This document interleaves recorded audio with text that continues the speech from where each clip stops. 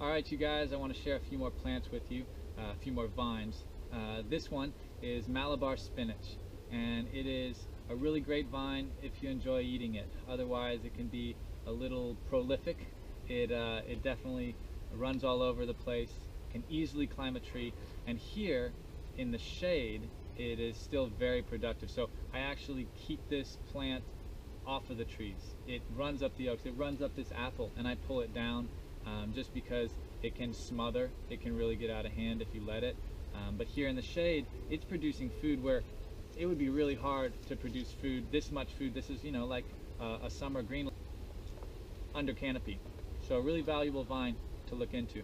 Next vine that I think you should use, and it's one that's all over the property, are the cow peas or black-eyed peas.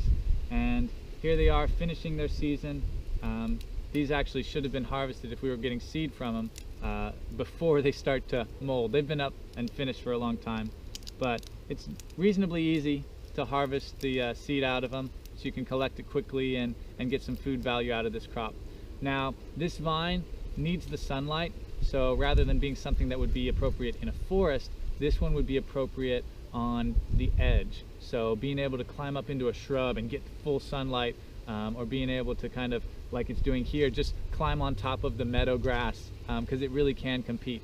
None of it gets any attention other than this move right here. I just planted cow peas. Yes! And you should too. On to the next vine. This whole trellis, I know we're really close, but was supposed to be winged bean.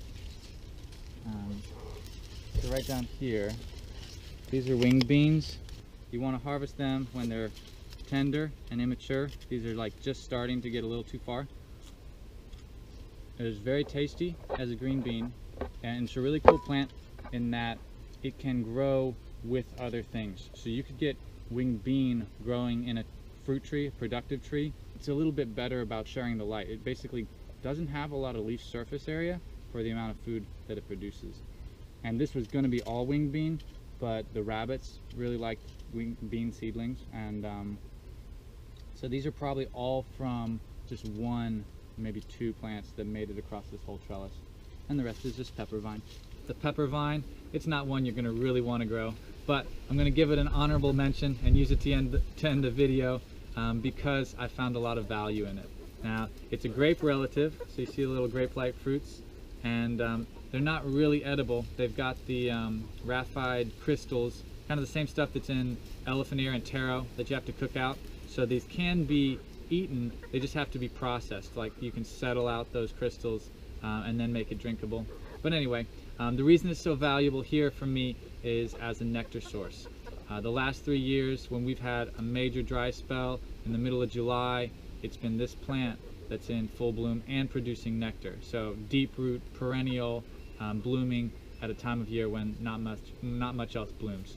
So if you want to keep your insectary going, then it does have some value, and it is tough as nails. So if you just need something to cover a fence, then pepper vine's your go-to. Anyway, hope you guys enjoyed the video. I'll catch you later. Peace.